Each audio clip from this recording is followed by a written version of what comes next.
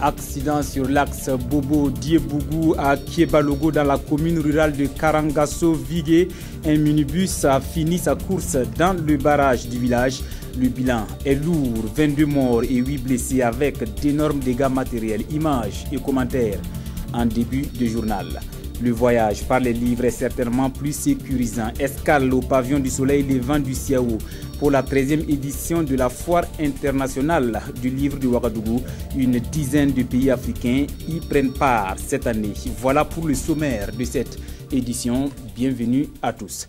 C'est tristement que nous ouvrons ce journal venant de la Côte d'Ivoire. Ils se rendaient dans la commune de Nako, au sud-ouest pour des obsèques. Mais hélas, le sort en a décidé autrement. Ceux que nous pleurons aujourd'hui étaient à bord d'un minibus qui s'est renversé dans le barrage de Kiebalogo sur l'axe Bobo-Dioulasso-Diebougou. C'était hier aux environs de 16 h. Le bilan fait état de 22 morts et 8 blessés avec d'énormes dégâts matériels. On fait le point avec Moumouni Baro. Kiebalogo, un village situé dans la commune rurale de Karangasso-Vigué, c'est là que la vie de 22 passagers, dont un nourrisson en provenance de la Côte d'Ivoire, s'est arrêté dans ce barrage aux environs de 16 h à la date du 26 novembre 2015. Dans ce drame, 8 personnes ont eu la vie sauve et s'en sortent avec quelques blessures légères. Le conducteur de minibus en cause dans cet accident a, semble-t-il, perdu le contrôle du véhicule qui a malheureusement fini sa course dans l'eau. Les informations pour l'heure que nous avons, c'est que les victimes sont pratiquement d'une même famille, voilà, de la zone de Nako semble-t-il, et qui se rendaient pour des obsèques. Bon, malheureusement, voilà, ils vont pour des obsèques et eux-mêmes finalement ils deviennent. Bon, il semble que la famille a décidé de dépêcher en tout cas un autre cas de transport pour pouvoir voilà, faire le transfert des corps. Les sapeurs-pompiers arrivés sur le lieu se sont rapidement lancés à la recherche des victimes. Et grâce à leur savoir-faire, ils ont pu dégager le véhicule qui se trouvait à 50 mètres de la berge. Nous avons reçu notre premier appel de demande de secours aux environs de 15h57 minutes. Rapidement, nous avons déployé des équipes sur le lieu. Et lorsque nous sommes arrivés sur le lieu, le véhicule était plus en profondeur, à 50 mètres environ de là où il est. Et donc avec nos équipes de plongeurs professionnels, nous avons donc effectué donc des recherches rapidement et nous avons pu pêcher au fur et à mesure les 22 corps. Pour l'instant, les causes exactes de l'accident ne sont pas connues. Certainement, les jours à venir, les enquêtes seront menées pour situer les responsabilités.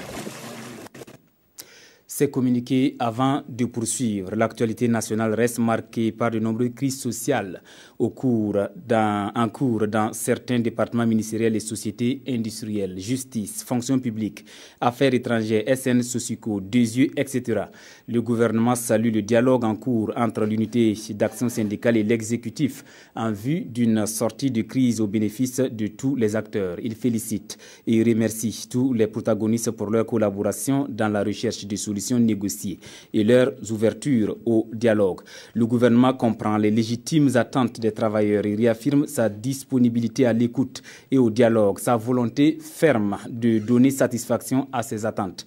Mais en 12 mois, il est quasi impossible de résoudre tous les problèmes, raison pour laquelle il a pris les dispositions nécessaires afin que les prochaines autorités examinent de façon diligente les préoccupations non satisfaites dans les perspectives de leur donner une suite positive aux fonctions des possibilités budgétaires. En fonction des possibilités budgétaires aussi, le gouvernement appelle tous les travailleurs concernés par ces situations et les partenaires sociaux à la compréhension pour transcender leurs intérêts de corps. Il veut ici les rassurer que ce n'est nullement une fin de non-recevoir à leurs revendications, mais face à des réelles contraintes budgétaires, il se doit de prioriser la bonne sortie de cette transition par des élections propres, transparentes, justes, équitables, au terme desquelles notre pays sera cité en exemple.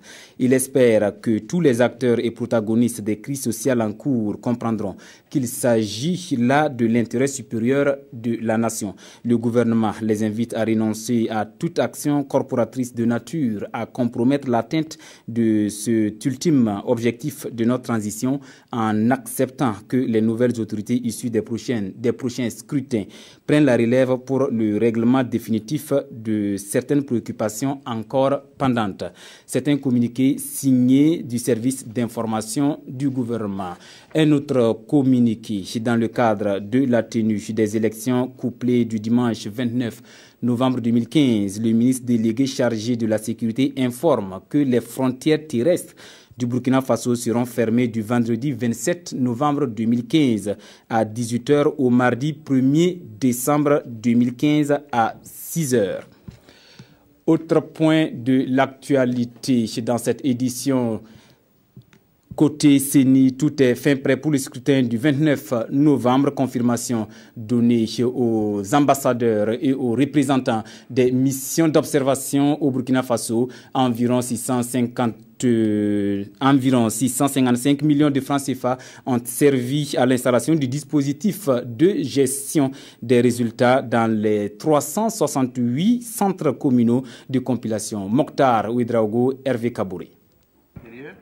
Barthélémy Kéré, accompagné des experts de la Commission électorale nationale indépendante, présente ici aux ambassadeurs et aux représentants des missions d'observation le dispositif pour la gestion des résultats du scrutin. Un dispositif qui comprend 368 centres communaux de compilation des résultats, CCCR.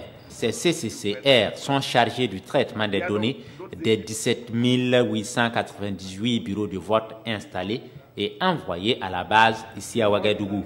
Avec les diplomates, les experts de la CENI ont ainsi détaillé toutes les étapes du système avec des cas pratiques à l'appui. L'objectif étant de leur permettre de prendre connaissance du dispositif et mieux comprendre le processus. Pour la CENI, ce dispositif va permettre un traitement à temps réel des résultats et peut être suivi en direct par tous les citoyens sur son site web et sur les antennes de la télévision nationale du Burkina. La mission d'observation reviendra donc à chacun qui pourra juger de la crédibilité des résultats. Ce dispositif, qui a coûté un peu plus de 650 millions de francs CFA, a été possible grâce aux partenaires tels que ISA AFIS, SES et le PNUD. Grâce à ce dispositif, la CENI compte livrer des résultats probants à jour J+1 des élections couplées. Pour qui voter et comment reconnaître les meilleurs candidats? À ces interrogations des électeurs indécis, l'association SOS Juste et Paix pour l'Afrique a sa petite idée. Cette association vous présente à travers des tests comparatifs le programme des différents candidats en lice pour la présidentielle. On en saura plus avec Oscar Soulama et Monkoun Dabiré. Choisis le candidat à même de répondre aux aspirations du peuple burkinabé. C'est ce à quoi vise la plateforme Objectif 7. En effet, cette plateforme regroupe des informations essentielles relatives au programme de chacun des 14 candidats en lice pour l'élection présidentielle. Pour les initiateurs, l'outil offre un test de profil électoral aux électeurs en vue de découvrir lequel des candidats incarne le mieux leur vision. Sur la plateforme, le questionnaire que nous proposons a été soumis à chaque parti et candidat dont les réponses sont déjà enregistrées sur la plateforme. En tant qu'électeur, lorsque vous répondez aux mêmes questions, le site montre les points d'accord et des désaccords d'opinion entre vos réponses et celles des partis et candidats, pour une comparaison facile à comprendre par tous. Il s'agit d'une nouvelle approche dans la sensibilisation et d'aide au vote, pour une culture démocratique. Pour les organisateurs de cette conférence de presse, le Burkina Faso symbolise l'espoir d'une vraie démocratie en Afrique. Ils disent donc œuvrer pour qu'au sortir de ces élections présidentielles et législatives, le peuple burkinabé est le meilleur des présidents qu'il soit. Emmanuel Yamego a donc invité les électeurs à tester le programme des candidats sur le site www.7pbf.com. On se rend cette fois-ci au Siao Escale, au pavillon du Soleil, levant avec le chef du gouvernement.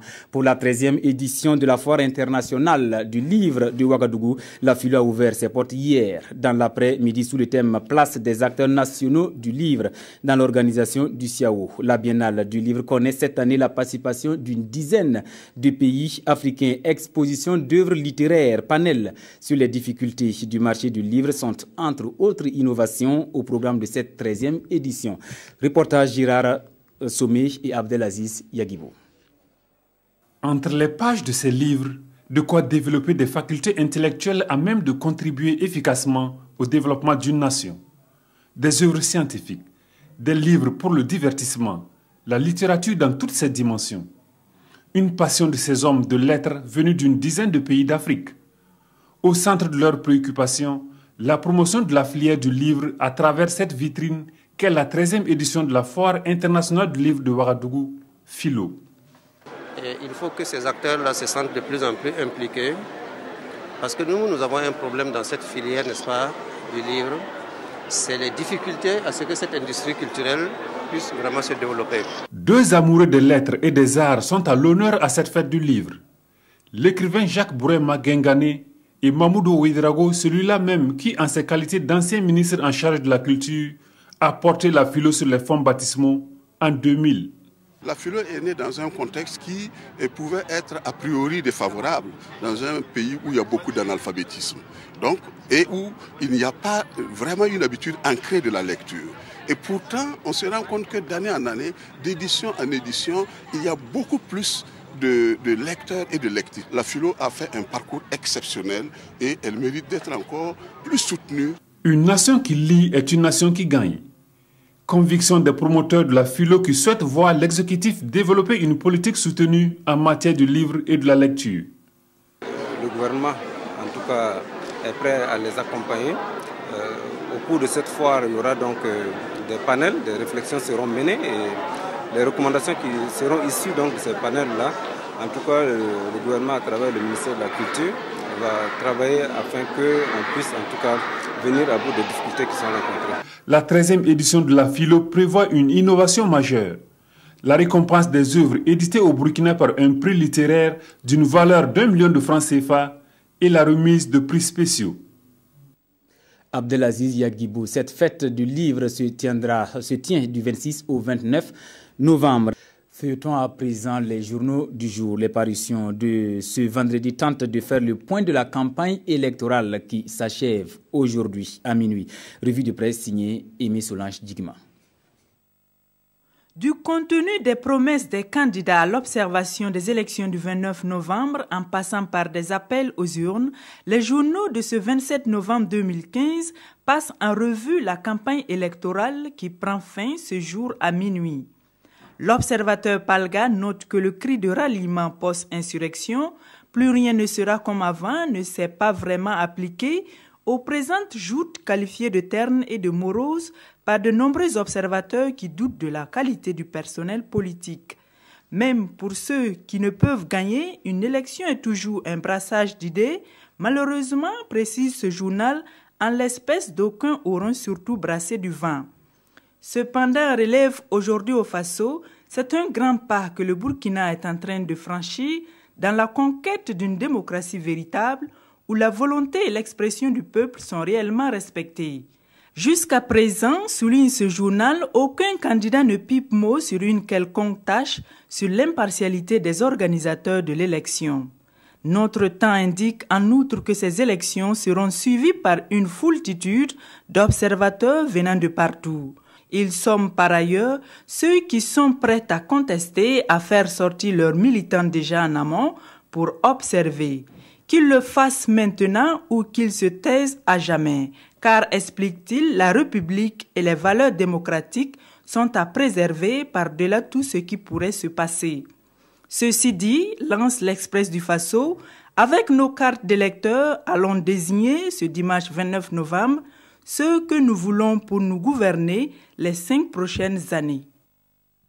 Je reprends pour vous ce communiqué. Dans le cadre de la tenue des élections couplées du dimanche 29 novembre 2015, le ministre délégué chargé de la sécurité informe que les frontières terrestres du Burkina Faso seront fermées du vendredi 27 novembre 2015 à 18h au mardi 1er décembre 2015 à 6h. Ouagadougou le 27 novembre 2015, signé Alain Jean-Claude Zagri. Ainsi s'achève ce journal, mesdames et messieurs. Merci de l'avoir suivi. Je vous retrouve demain pour une autre édition.